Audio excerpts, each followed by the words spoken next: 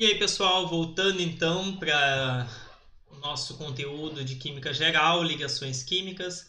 Vamos falar então de polaridade, e para isso a gente precisa saber sobre geometria das moléculas, por isso que a gente viu. E vamos iniciar uma nova teoria. Então a gente viu a teoria, né, pelo modelo de Lewis, né, como ele disponibilizou esses elétrons em torno dos átomos e como foi o compartilhamento. E a gente vai entrar na teoria da ligação de valência e vamos ver um pouquinho da diferença entre os dois. Tranquilo? Bom, a polaridade da molécula, então a molécula é polar, né? Uma molécula polar é uma molécula com momento de polar diferente de zero. Então, por exemplo, aqui eu tenho uma molécula simples, né, do H2, que é sempre a gente começa com ela. Então, aqui tem um par de elétrons sendo compartilhado, e como os dois átomos são iguais, idênticos, nenhum dos dois atrai esse par de elétrons mais do que o outro, porque os dois são iguais, diferente do HCl. Esse par de elétrons a gente já viu que está direcionado para a direção do cloro, e isso devido à diferença de eletronegatividade, e essa molécula então vai ter um momento dipolar, né, um momento de dipolo diferente de zero. Para nós não importa o quão é, né? Importa que é diferente de zero. Aqui, ó, a mesma força que esse átomo atrai o par de elétrons é igual à força que esse átomo atrai o par de elétrons. Então, os dois vetores, momento dipolo, se anulam. Nesse caso aqui, o vetor resultante é na direção do cloro. Tem um vetor em direção ao hidrogênio, né? Só que ele é anulado pelo o vetor do cloro, que além de anular ainda sobra, ele chega um vetor resultante que é nessa direção. Então o momento dipolar é diferente de zero. Nessas moléculas mais simples é fácil a gente ver. Agora, quando a gente começa a aumentar essas moléculas, por exemplo, aqui, ó, ainda uma molécula, né, diatômica heteronuclear, ou seja, dois átomos e são diferentes. Então, aqui, ó, na molécula do CO, monóxido de carbono, existe um vetor resultante na direção do oxigênio. Já na molécula do dióxido de carbono, né, aquele gás que tem nos refrigerantes gasosos, né, e o ar que a gente expira, né, inspira oxigênio e expira CO2, né, aqui, devido à sua forma linear que a gente viu, né, porque se não fosse essa forma, talvez esses vetores não se anulariam, e a gente vai ver isso. Então, o mesmo vetor que atrai esse par de elétrons nessa direção é o mesmo. O que eu quero chamar a atenção aqui? Essa ligação CO, ela é uma ligação covalente polar. Entretanto, esta ligação, apesar de ter um momento dipolar nesse sentido, esta ligação tem um sentido oposto e o módulo das duas é igual. Então elas se anulam, o que faz com que a molécula seja apolar. Apesar das ligações serem polares, a molécula é apolar. Ficou claro? Então aqui, ó, eu vou ter aqui tanto a representação mais nova, agora que eu ainda estou usando aquela na direção do polo negativo, com um sinal positivo sobre o átomo positivo, e aqui o sinal mostrando, né, a seta em direção ao átomo positivo. Isso aqui é um mapa de potencial eletrostático, onde eu demonstro aqui o lado negativo, onde eu tenho as cargas negativas, né? Então aqui uma região de carga de densidade negativa, outra região de densidade negativa e o centro positivo. Mas o momento dipolar a gente já viu que é zero.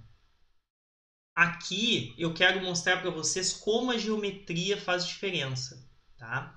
Essa molécula aqui eu posso ter, ó, aqui eu tenho carbono e carbono, tá? Aqui eu tenho um momento nesse sentido, tá? Então, ou seja, o carbono e o cloro é mais eletronegativo. Aqui é a mesma coisa, entre o carbono e o cloro é mais eletronegativo. Vocês devem estar pensando, mas não tem o carbono. Isso aqui é uma forma de representação, tá, pessoal? É mais da orgânica, mas confia em mim que aqui tem um carbono. Então, aqui eu tenho nesse sentido. E do hidrogênio em direção ao carbono. Então, ou seja, eu tenho dois vetores assim e dois vetores assim, ambos no sentido para baixo. Então, eu tenho, nenhum deles se anula. Então, eu tenho um momento dipolar diferente de zero. A molécula do cis-dicloroeteno é polar, ou seja, solúvel em moléculas polares, como a água. Já o transdicloroeteno, é muito parecido. A única diferença é que o cloro trocou de lugar com o hidrogênio. Então, eu tenho um vetor nesse sentido, né? Ó, do carbono em direção ao cloro, e outro nesse sentido para cá, ó, do carbono em direção ao cloro. Então, tem um vetor assim e outro assim. Ó, um para cima e um para baixo. Eles estão se anulando. A mesma coisa aqui, ó. Eu tenho um vetor do hidrogênio para o carbono e do hidrogênio para o carbono, assim. Então, eu tenho dois assim se anulando e dois assim se anulando. Então, a soma é que o momento dipolar desta molécula é zero. E isso precisa ficar muito claro para vocês, que dependendo da geometria, dependendo da forma estrutural dessa molécula, ela pode ter um vetor resultante. Ou zero, ser uma molécula apolar, ou diferente de zero, ser uma molécula polar. Aqui eu tenho outra estrutura, ó. Aqui eu tenho transclorometano. Olha só, aqui é um tetraedro, a gente já viu, né? São 4 regiões de alta densidade eletrônica, então fica nos vértices de um tetraedro. E todos eles em direção ao carbono, ó. O cloro, desculpa, em direção com a seta, essa seta aqui, tá, pessoal? Eu falei agora de duas formas. Quando eu falo que eles estão em direção ao carbono, é porque eu estou falando essa seta, porque é o sentido em direção à espécie com densidade de carga positiva. E se for essa daqui, aí é o contrário. Seja como ela for, seja todas elas para fora, pensando em direção ao polo negativo, ou todas elas para dentro, em direção ao polo positivo, todas elas se anulam, porque todos os módulos são iguais, todas em sentidos contrários aqui, né? Ou seja, convergentes, né? Ou contrários, e eles todos se anulam. Molécula apolar. Agora, olha só que diferença faz quando eu boto um hidrogênio. Em qualquer uma das posições vai dar a mesma coisa. Eu tenho um vetor nesse sentido, em direção ao carbono, porque o carbono é mais eletronegativo do que o hidrogênio. E eu tenho vetores assim e assim, em direção ao cloro, né? Em todos os cloros, porque o cloro é mais eletronegativo do que o carbono. Isso vai fazer com que a molécula do triclorometano seja polar, porque existe um momento dipolar, existe um momento que esse momento é diferente de zero, não importa qual é diferente de zero, molécula polar. Entenderam, pessoal? Espero que o que depende disso? Que vocês saibam a diferença entre moléculas polares e apolares, uma que é momento diferente de zero ou igual a zero, e isso tem a ver com a geometria. Outro exemplo, a própria molécula da água. Olha a diferença dessa molécula. Se nós desenhássemos essa molécula reta, como essa daqui, nós diríamos que a água é apolar. Como ela é angular, tá? O que acontece? Eu tenho um momento do hidrogênio em direção ao oxigênio e do outro hidrogênio em direção ao oxigênio. Então, eu tenho dois vetores assim. Se eu somar, existe um vetor resultante nessa direção aqui, para cima, em direção ao oxigênio. Esse, ó, aqui está formando diferente, pessoal, porque essa nomenclatura é essa. Quando eu falo um vetor nesse sentido, é porque eu estou apontando para o polo negativo. Seja vocês pensar para o polo negativo ou para o polo positivo, a soma dos vetores assim dá um para baixo, ou a soma dos vetores assim dá para cima. Se for assim, é apontando para o polo negativo. Se for assim, polo positivo. Seja como for, existe um vetor resultante. Tá? Então, vocês vão dizer que essa molécula é polar. Então, eu posso dizer que o transdicloroeteno, que é polar, é solúvel em água, porque também é polar, que é solúvel em triclorometano, porque também é polar. Agora, o tetraclorometano, o dióxido de carbono e o cisdicloroeteno, tá? Opa, desculpa, errei aqui. O transdicloroeteno, o dióxido de carbono e o tetraclorometano são apolares e são solúveis entre si. Não quer dizer que seja infinitamente solúvel. Quer dizer que eles têm alguma afinidade, porque são polares.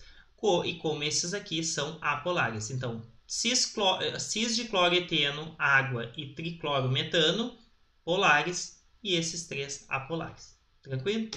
Bom, pessoal, o que acontece? Naquele momento que a gente estava vendo sobre as ligações de Lewis, a gente diz que o par de elétrons está centrado entre os dois átomos.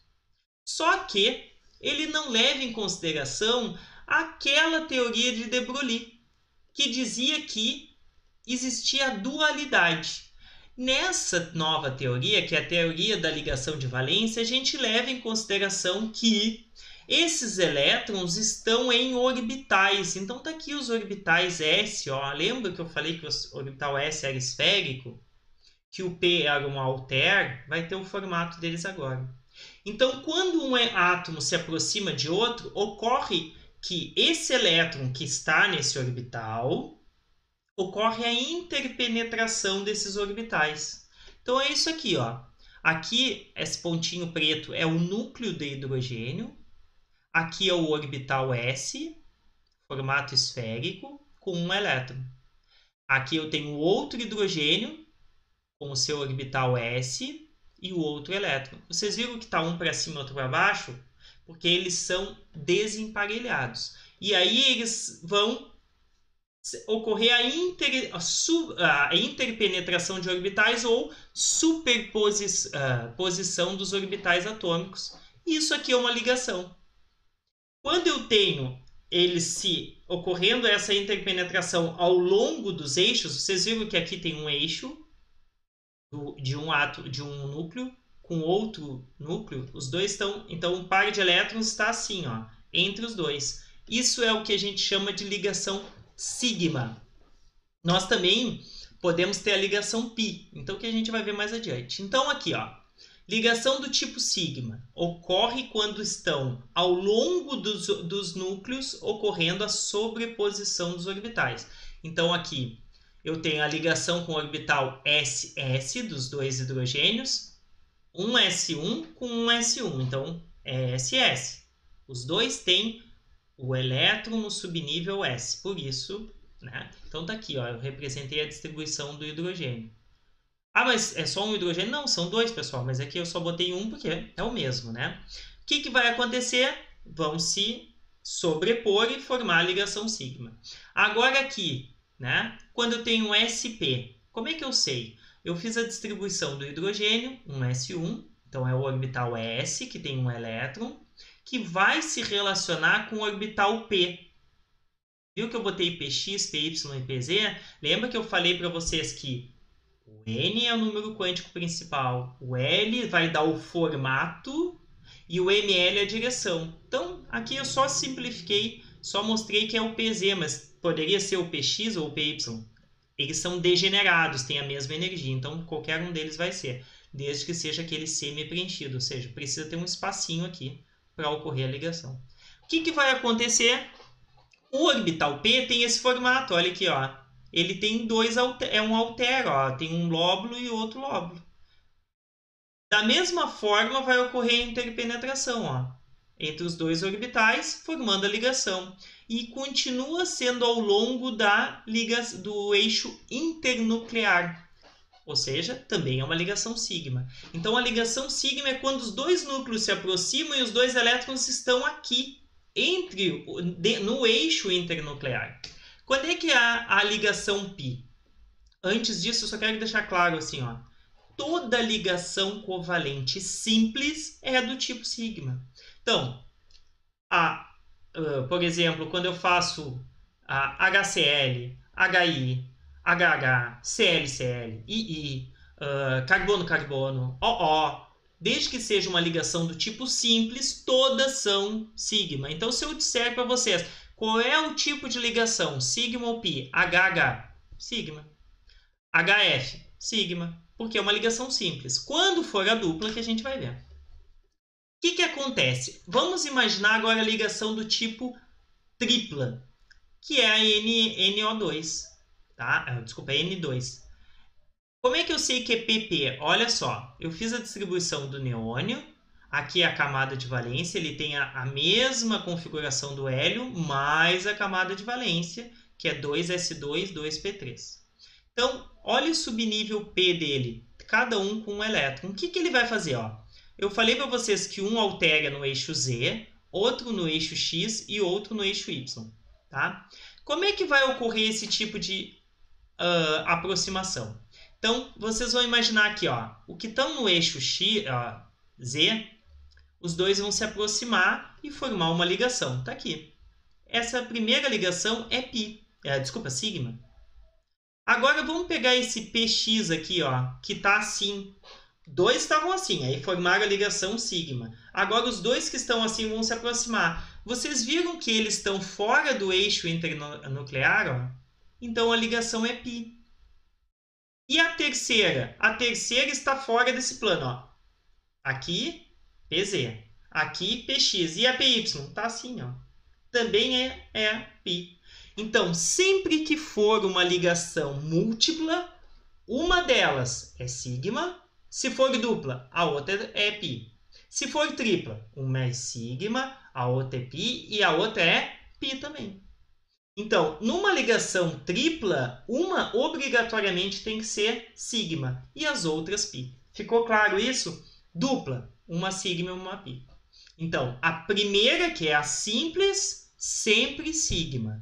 Quando for dupla, uma sigma e uma π. Por quê? Porque o par de elétrons da ligação dupla é pelo eixo, pela aproximação em paralelo, ou seja, eles não estão no mesmo eixo internuclear, estão em paralelo.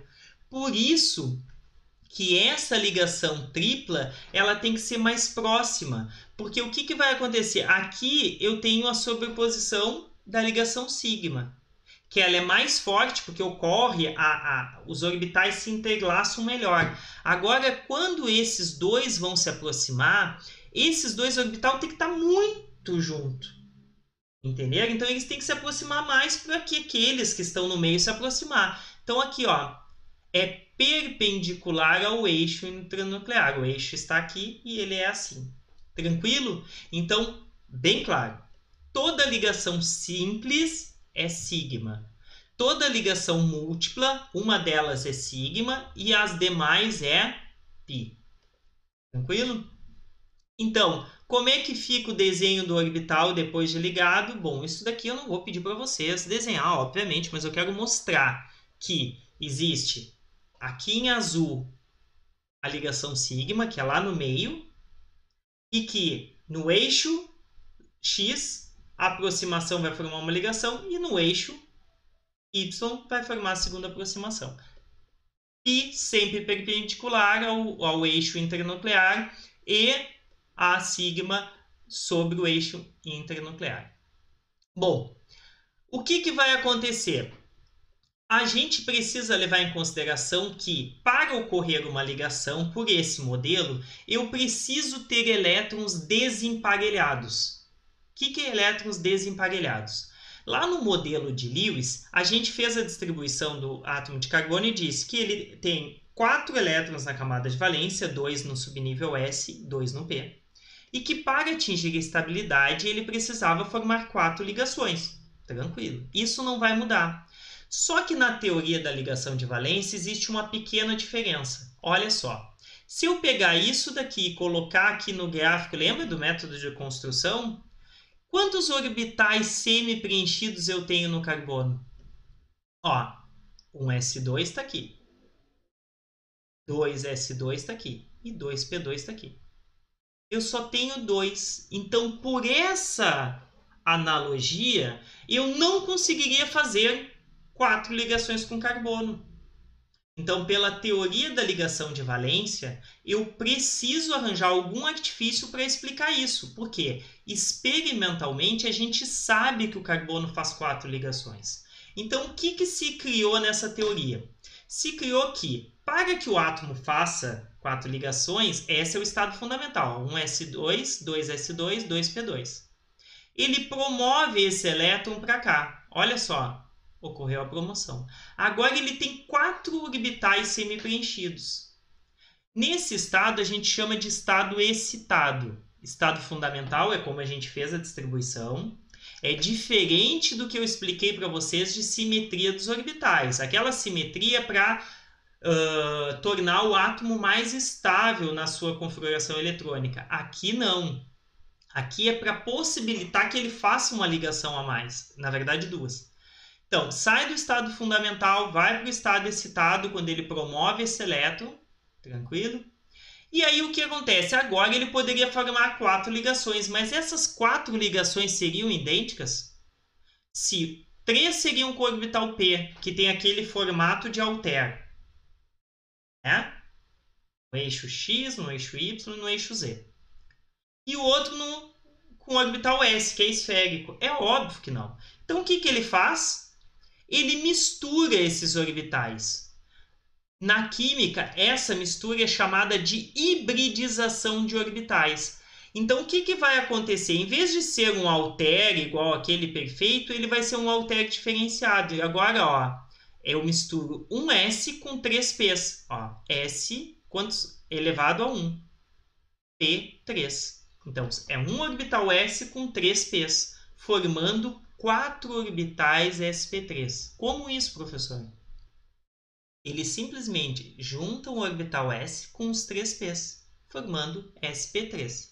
Cada orbital tem 25% do S e 75% do P. Por quê? São 3 orbitais P e 1 S. Então, 75% é caráter P e 25% S. Por isso que ele tem um formato muito parecido com o do alter. A única diferença é que um dos lóbulos é um pouquinho menor, por causa do orbital S. Ficou claro isso? Aí, nessa forma, o carbono pode formar as 4 ligações. Nesse estado, a gente chama ele de estado hibridizado. Fundamental como a gente faz a distribuição, promove um elétron, chamando ele de estado excitado, e aí ele mistura os orbitais, e vocês viram aqui, ó, que a energia dos orbitais sp3 é intermediária aos orbitais sp. Tranquilo? E aí ele forma as 4 ligações idênticas, que é o tetraedro. Então, essa é a explicação que, pela teoria da ligação de valência, eles conseguem pela hibridização. Mas o carbono faz 4 ligações simples, uma ligação dupla e 2 simples, ou uma tripla e uma simples, não é? Ele tem que formar 4, mas não necessariamente as 4 simples. Então, existe 3 hibridizações para o carbono. A primeira do estado hibridizado, né, é a sp3, e depois a gente vai ver as outras. No caso do nitrogênio, é a mesma coisa. Ó. Aqui eu tenho o estado fundamental, tá? Só que ele já tem 3 orbitais P semi-preenchidos, então ele pode fazer a ligação. Só que esse par de elétrons não ficaria no tetraedro. O que ele faz? Ele mistura os 3 orbitais, então não tem o estado excitado, porque ele não promove nenhum elétron. Ele já pode formar 3 ligações. Mas por que então ele se hibridiza? Para poder que os pares de elétrons, o não ligante e os ligantes, fiquem todos em torno do tetraedro. Tá? Então, sempre que uma molécula tiver um arranjo de elétrons tetraédrico, a gente vai dizer que a hibridização dele é sp3. Tranquilo? Isso vai funcionar para os halogênios, para o oxigênio, para o nitrogênio, para o carbono. Tranquilo? Bom, as outras hibridizações do carbono. Então, aqui a gente viu estado fundamental, excitado e hibridizado. Né? sp3, tranquilo. E quando ele mistura apenas, ó, em vez de misturar todos os orbitais, ele mistura um S com 2 P's. Então aqui, ó, um S com dois P's, sp2. E o outro P fica sozinho. Tá, mas professor, tu não disse que queria formar 4 ligações iguais? Agora não é, ó. 2 ligações são sigma, que é com esses orbitais aqui. E a ligação π é com este orbital, que é aquele que fica para cima ou para frente. Perpendicular. Entenderam? Então, esses orbitais aqui, tá, vão ficar a 120 graus um do outro, ó, 120 graus um com o outro, e esse P está para fora do plano aqui. Tranquilo? O que eu quero que você saiba? Quero que você saiba qual é o orbital envolvido? Não, eu quero que vocês saibam que sp3 forma 4 ligações iguais, todas simples. sp2 forma 3 ligações sigma, né? E uma dupla. Ou seja, 3 ligações sigma e a π. Então, formou as 4. Só que aqui, ó, aqui, lembra que uma é sigma e a outra é π? Então, 1, 2, 3 sigma e uma π. Então, formou a 4ª ligação. E a última é a hibridização sp.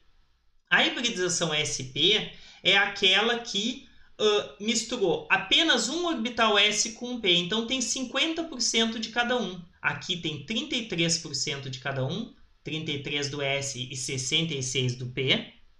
Aqui 50 do p e 50 do s. E aqui 25 do s e 75 do p. Tranquilo? Voltem o vídeo e anotem isso daí que é importante. Nesse caso aqui, ele vai formar 2 ligações sigma, ó, uma para cá e outra para cá, e as outras 2 com esses orbitais p. Então, retomando, hibridização sp3 é um orbital s com 3 p's formando 4 orbitais híbridos, 4 ligações sigma, todas iguais, geometria tetraédrica. sp2, um orbital s e 2 p's, tá? Então vai formar 3 orbitais híbridos, os 3 vão formar a ligação sigma. Então, voltando lá, ó, aqui, ó, na hibridização sp2, uma sigma para cá, uma sigma para lá e uma sigma para cá. E a terceira é com p. Nesse último, 2 orbitais sp, que formam a ligação sigma, uma para cá e uma para cá. Então, uma para cada lado. E as outras que vai formar a ligação tripla aqui é com os 2 p's. Ficou claro? Então, existe só essas hibridizações? Não. Mas a que eu quero que vocês saibam é essas 3. Tá? Existe outro exemplo que é essa daqui, ó. No PCl5, que é sp3d. Por quê? Gente, sp3 é do Cl comum. Quando ele usa um D, ou seja, que ele tem que botar 2 elétrons no D, lembra da expansão do octeto? Ele vai precisar de um orbital D, por isso que ele mistura um S, 3 P's e um D. Se vocês voltarem lá, vocês vão ver isso daí. E na sp3d2 é na octaédrica. Olha só, o enxofre vai usar o seu sp3 para formar 4 ligações, só que ele faz mais 2, ó. Ele forma 1, 2, 3, 4, 5, 6. Então, ele precisa de 6 orbitais híbridos. Então, da onde vão sair os outros 2? sp3 vai dar 4 orbitais. Os outros 2 é do D. Tranquilo? Bom, essa aula foi mais longa. Espero que vocês retomem. É importante esse conteúdo e foquem no que eu disse que é bem importante para vocês. Até a próxima aula.